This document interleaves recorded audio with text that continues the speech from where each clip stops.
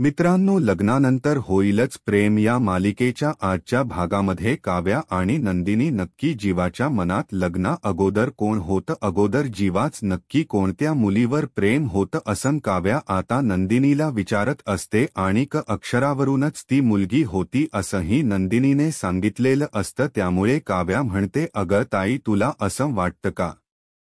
Tattoo काढण्यापर्यंत त्याची मजल गेली म्हटल्यानंतर ते प्रेम एकतर्फी होतं असं म्हणून ती नंदिनीला विचार करायला भाग पाडते। म्हणते, मला तर हे ऐकूनही खोट वाटते। त्यावेळी नंदिनी तिला उत्तर देते, तू काही जीवांची बायको नाहीये ना, त्यामुळे तुला असं वाटत असेल। तेव्हा काव्या थोडी रागातच म्हणते, मला माहितीये ताई, मी जीवाची बायको नाहीये, पण यू नो हॉट ताई, अगं जर मी जीवाची बायको असते तर ते अक्षरावरण काय नाव आहे तर ते मी नक्कीच शोधून काढलं असतं, पण मला माहिती आहे तू हे करणार नाही, परंतु जस्ट मी तुला गमतीने विचारतेय ताई।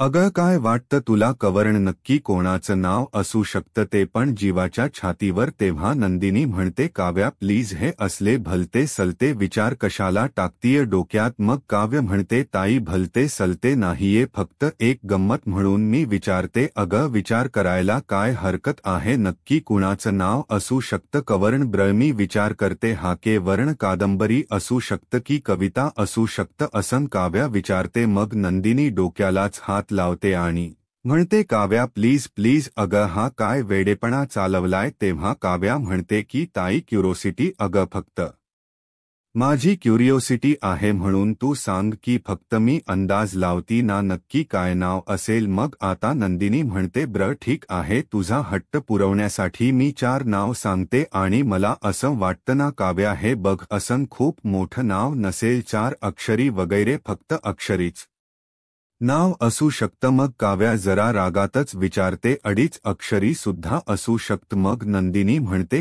नंदिनी काव्याला विचारते, 2.5 अक्षरी नाव म्हणजे काव्यात सुद्धा असू शकतं ना, म्हणजे तुझंच नाव? अगं आणि तीच काव्य, जर तू किंवा जीवाच तर प्रेम नव्हतं ना लग्ना आधी, असं नंदिनी थेट प्रश्न काव्याला करते। त्या दोघीही एकदम सिरियस होतात, तर काव्या खूपच भावुक होते आणि तिच्याकडे पाठ करून उभी राहते। दुसरीकडे मिथून हा अडगळीच्या खोलीकडे चाललेला असतो आणि जीवा सुद्धा त्याच्या पाठोपाठ जातो, कारण त्याला थोडा संशय आलेला असतो की माझी रूम एवढी स्वच्छ आहे म्हटल्यानंतर ते नक्की काव्याचे माझे फोटोज, ते गिफ्ट्स कुणी लपवले असतील? मिथून काका अगोदर फार्म हाऊसवर आला होता म्हणून त्याने तर लपवले नसतील ना, याचाच अंदाज घेण्यासाठी तो मिथूनच्या पाठोपाठ येतो आणि म्हणतो की ही तर अडगळीची खोली आहे आणि हा मिथून काका इथे नक्की काय करतोय? असं तर नाही आहे ना, माझे काव्याचे फोटो मिथून काकांनी ह्या खोलीत लपवलेत? इकडे आता नंदिनी काव्यावर हसते आणि म्हणते, अगं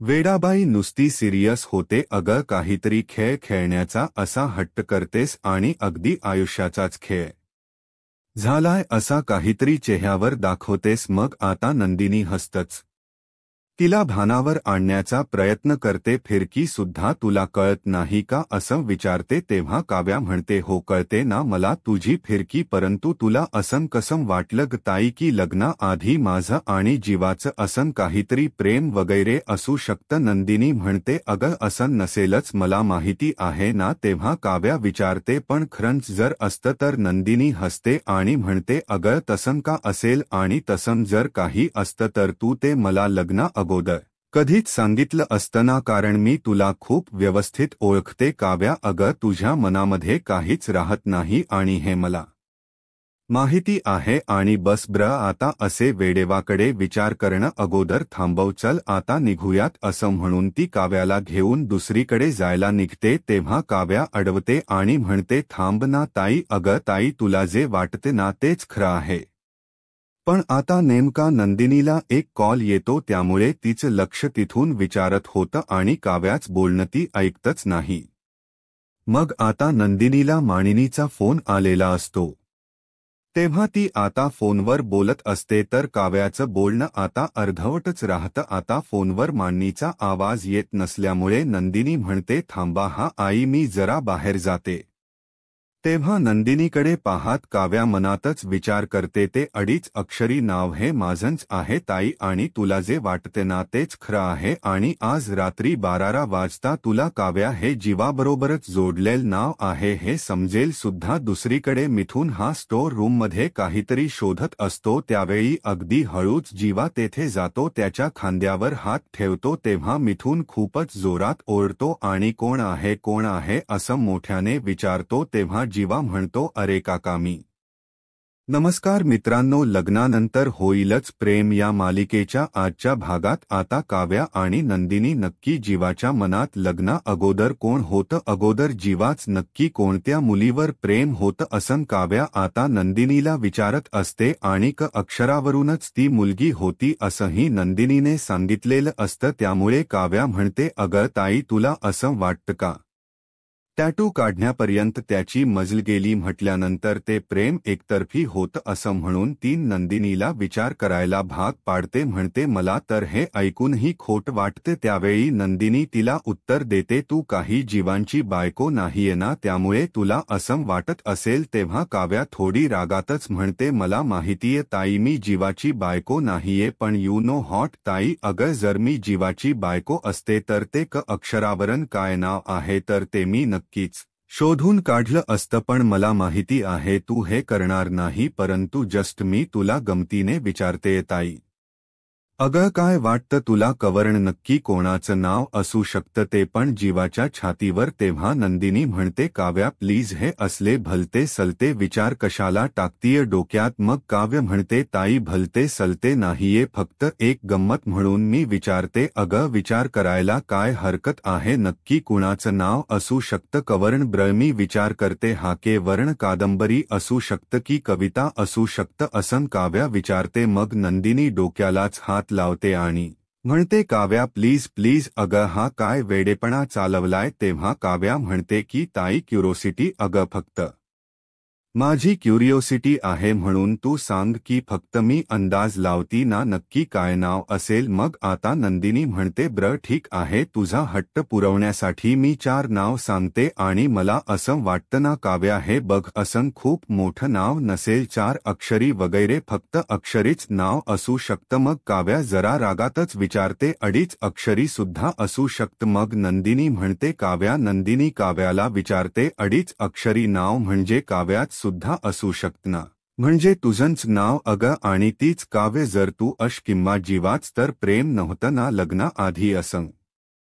नंदिनी थेट प्रश्न काव्याला करते. त्या दोघीही एकदम सिरियस होतात, तर काव्या खूपच भावुक होते आणि तिच्याकडे पाठ करून उभी राहते. दुसरीकडे मिथुन हा अडगळीच्या खोलीकडे चाललेला असतो आणि जीवा सुद्धा त्याच्या पाठोपाठ जातो, कारण त्याला थोडा संशय आलेला असतो की माझी रूम एवढी स्वच्छ आहे म्हटल्यानंतर ते नक्की काव्याचे माझे फोटोज, ते गिफ्ट्स कुणी लपवले असतील. मिथुन काका अगोदर फार्म हाऊसवर आला होता म्हणून त्याने तर लपवले नसतील ना, याचाच अंदाज घेण्यासाठी तो मिथुनच्या पाठोपाठ येतो आणि म्हणतो की ही तर अडगळीची खोली आहे, आणि हा मिथुन काका इथे नक्की काय करतोय? असं तर नाही आहे ना, माझे काव्याचे फोटो मिथुन काकांनी ह्या खोलीत लपवलेत. इकडे आता नंदिनी काव्यावर हसते आणि म्हणते, अगं वेडाबाई नुसती सिरियस होते, अगं काहीतरी खेळ खेळण्याचा असा हट्ट करतेस आणि अगदी आयुष्याचाच खेळ झालाय असा काहीतरी चेहऱ्यावर दाखवतेस. मग आता नंदिनी हसतच तिला भानावर आणण्याचा प्रयत्न करते, फिरकी सुद्धा तुला कळत नाही का असं विचारते. तेव्हा काव्या म्हणते,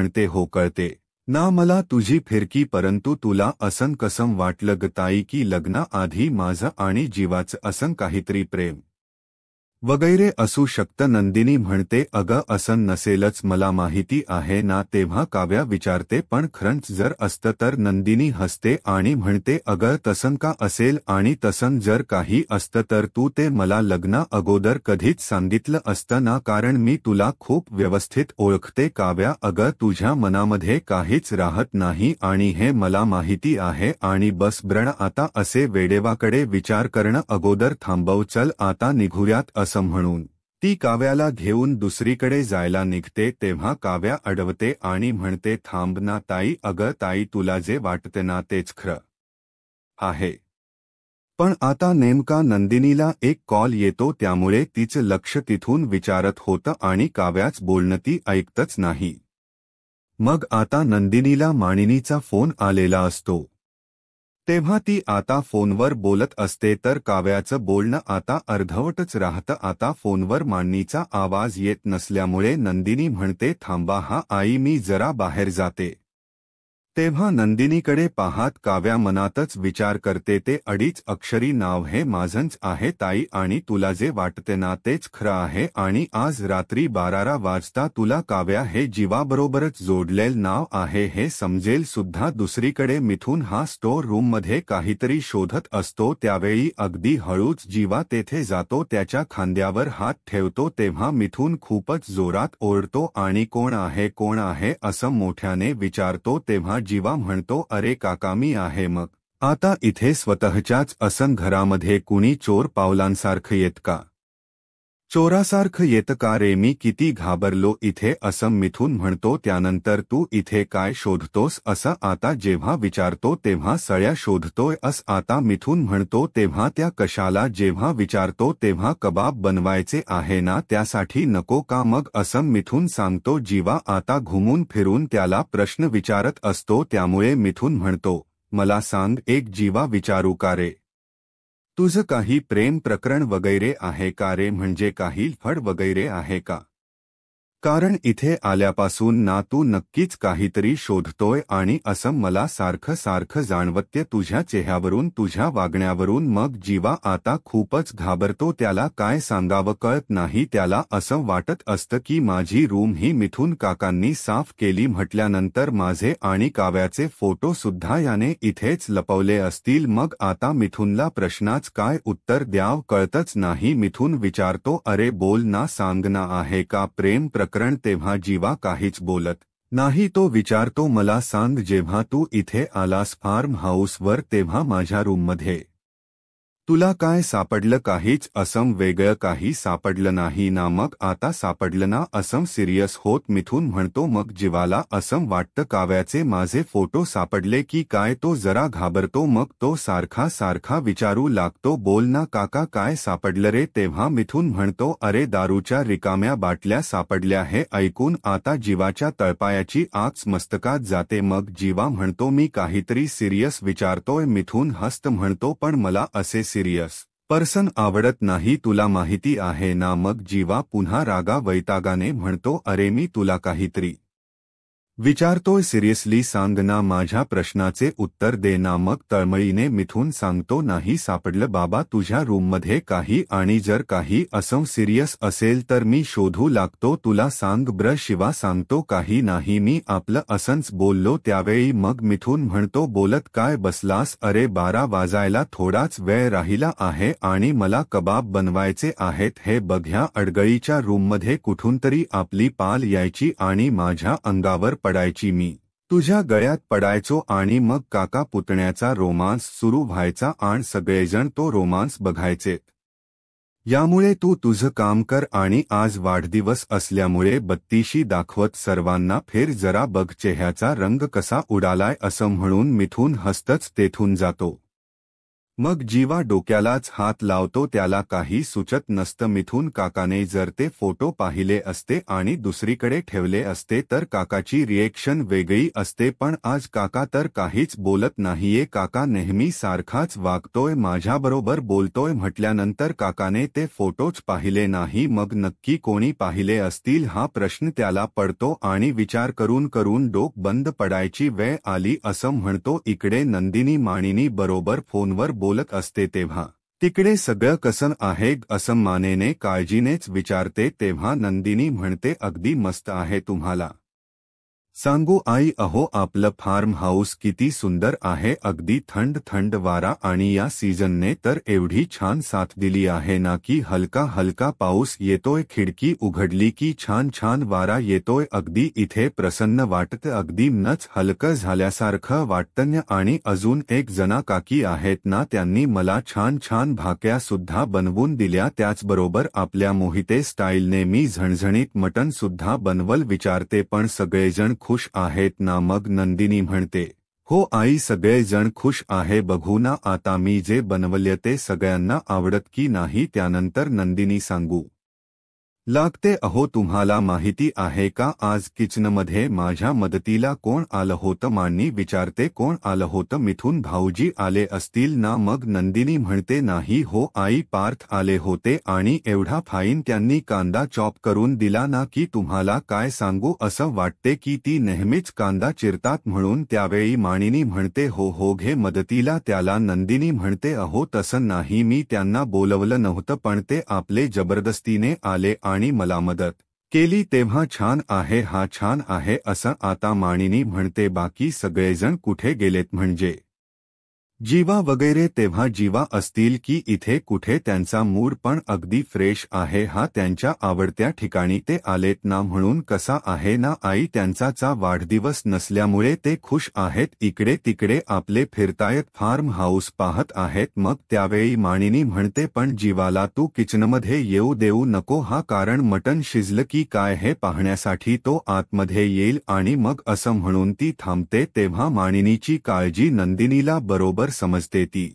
आता सिरियस होते आणि विचारते काय झालं आई? अहो सांगा की प्लीज. त्यानंतर जीवनजी तुम्हाला काळजी वाटते का असं नंदिनी पुन्हा पुन्हा विचारते. मग मानिनी म्हणते तसं नाही बेटा, पण जीवा जर किचनमध्ये आला तर त्याला गॅसपासून जरा लांब ठेव, एवढंच फक्त तू सांभाळशील ना? तेवढ्यातच विक्रम मानिनीला आवाज देतो अग कॉफी घेऊन ये पटकन. मग मानिनी काही गडबडतच फोन ठेवू लागते. नंदिनी ऐक ना, घेशील ना ग काळजी? तेव्हा ती म्हणते हो आई ओके घेते मी काळजी त्यांची, असं म्हणून ती फोन ठेवते. नंदिनीला प्रश्न पडतो नक्की काय झालं असेल आईंना अचानक त्या अशा काळजी घ्यायला का सांगता येत? इकडे विक्रम कॉफी कधी मांडणी घेऊन येते याची वाट पाहत बसलेला असतो. मांडणीने तितक्यात कॉफी घेऊन येते. तिचा आता कशात लक्षच नसतं. ती आता विक्रमच्या हातात कॉफी देणार, तोच तीच लक्ष नसल्यामुळे तिच्या हातातून आता तो कॉफीचा कप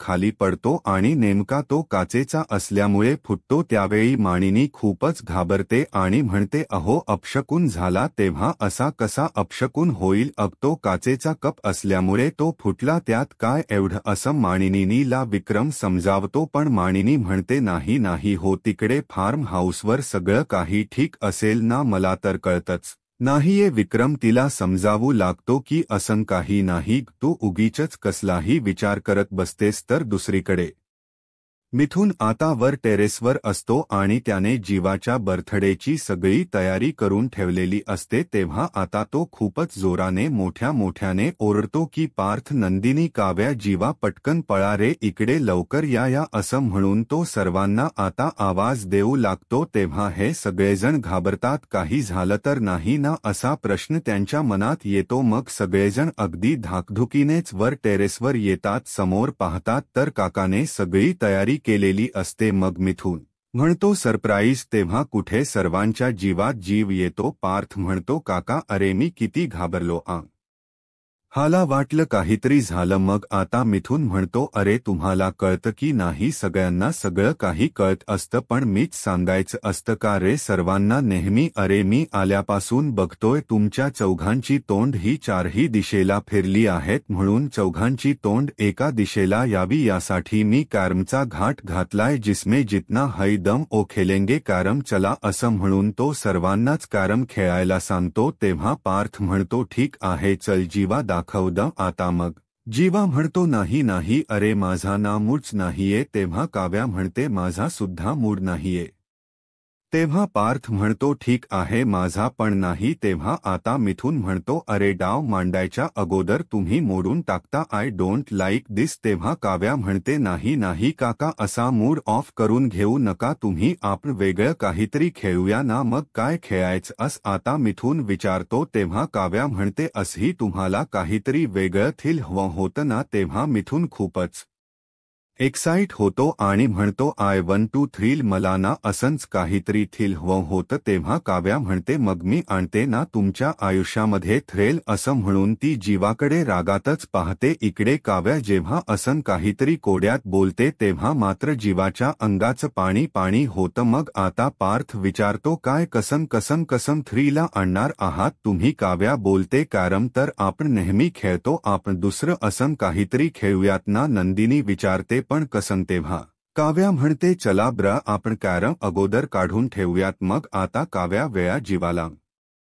हणते अहो बसा की मग जीवा आता तेथे शांतपणे बसतो त्यानंतर काका तुला सुद्धा एक चेअर घेणार आहे असं पार्थ म्हणतो मग आता तो म्हणतो नको मला चेअर वगैरे काही नको अगोदर कोणता गेम आहे ना ते खेळा ब्र सुरू करा पटकन तर आता काव्या म्हणते आज आपण खेळणार आहोत ट्रूथ ऑर डेअर मग आता ह्या गेम्स नाव ऐकल्यानंतर इकडे जीवा जरा घाबरतोच काव्या आता जीवाकडे पाहते तर आता आय लाईक्स गेम असं म्हणून मिथून त्याचा नेहमी सारखा डायलॉग मारतो मग त्यावेळी मिथून सांगतो की अशी टेबलावर बॉटल गरगर गरगर फिरवायची आणि ज्याच्याकडे बॉटल्स तोंड येईल त्याला आपण सर्वांनी मिळून प्रश्न विचारायचे बरोबर ना मग आता काव्या म्हणते हो बरोबर आता ज्याच्याकडे बॉटल्स तोंड येईल त्याला 2 ऑप्शन्स दिले जातील त्याने त्यातला एक ऑप्शन निवडायचा ट्रूथ डेअर असं म्हणून ती पुन्हा पुन्हा जीवाकडे पाहत असते आणि ट्रूथ हा ऑप्शन निवडला तर प्रश्नाच खरखरं उत्तर द्यावं सुद्धा लागेल आणि बाकीचा ऑप्शन जर निवडला तर बाकीचे जो डेअर ऑप्शन देतील तर ती डेअर आता हिमतीने पूर्ण सुद्धा केली पाहिजे असं म्हणून पुन्हा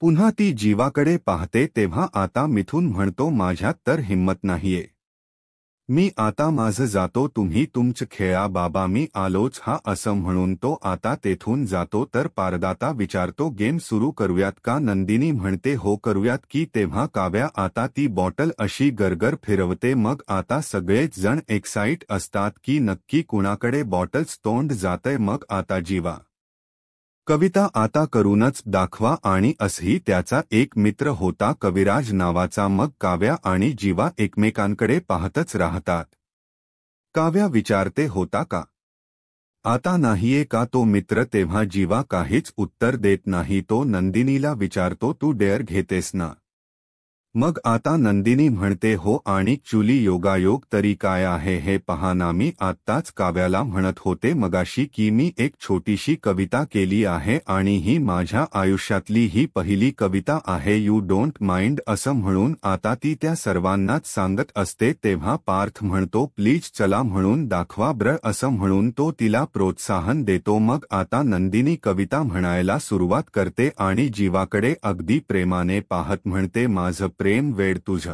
प्रेम थोड माझं प्रेम वेड तुझं प्रेम थोडं सुटेल का कधी आपल्या नात्याच कोड तुझी गाणी मोठी माझी गाणी मोठी आणि सुटेल का कधी आपल्या नात्यातल्या गाठी तेव्हा नंदिनीने खूपच छान जीवासाठी कविता केलेली असते तर जीवा आता काव्याकडे पाहतच राहतो त्यानंतर नंदिनी पुन्हा जीवाकडे अगदी प्रेमाने पाहते आणि म्हणते की माझं पाऊल पुढे तुझ पाऊल मागे गुंतू नको देऊत आपल्या संसाराचे धागे आपल्यातलं अंतर गळू पडू देऊ नंतर तुझ्या प्रश्नांना मिळो माझ्या उत्तराच अंतर माझं प्रेम वेड आणि तुझं प्रेम थोड आणि सुटेल का कधी आपल्या नात्याचं कोड अशी छानशी कविता आता नंदिनीने जीवासाठी त्याच्या बर्थडेसाठी खास तयार केलेली असते म्हटलेली असते त्यामुळे आता जीवा हा तिच्याकडे आणि काव्याकडे पाहत असतो तर पार्थ आता पूर्णपणे फक्त आणि फक्त काव्याकडे पाहत असतो तर काव्या डोळे मोठे करून त्याच्याकडे पाहते आणि नंतर इमोशनल होत जीवाकडे तर नंदिनीने आपल्या सगळ्या भावना आणि आपल्या नात्यात काय काय अडी अडचणी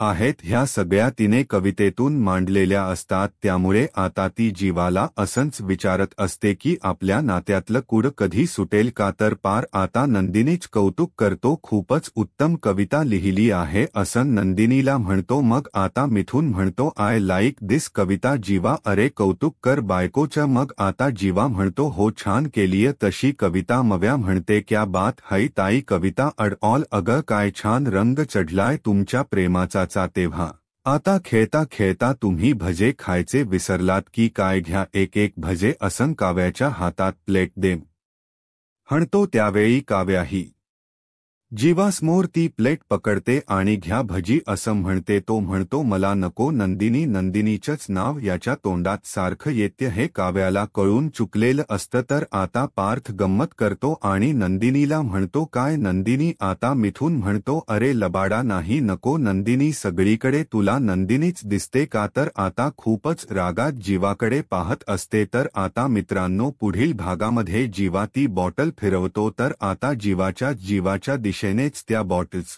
तोंड थांबत. त्यामुळे आता सगळेजण जीवाकडे पाहतच राहात. मग आता काव्य म्हणते मी प्रश्न विचारते. काव्य म्हणते आमच्यासमोर पोझिंग करून दाखवा. मग पार्थ हसतो आणि म्हणतो टी शर्ट वगैरे काढून चल रे जीवा हो तयार आता. आणि जीवाला तो शर्ट काढायला सांगतो तेव्हा आता पार्थ लगेचच टी शर्ट काढतो आणि जीवाला म्हणतो अरे काढ टी शर्ट. तरीही आता जीवा ऐकतच नाही कारण काव्याला आता तीच जे जीवाने छातीवर कोरलेलं नाव असतं ते सर्वांना दाखवायचं असतं. तेव्हा आता नंदिनी खूपच घाबरते. आता पुढे काय होईल हे पाहायला आत्ताच माझा महाराष्ट्र या यूट्यूब चॅनलला सबस्क्राईब करा. धन्यवाद.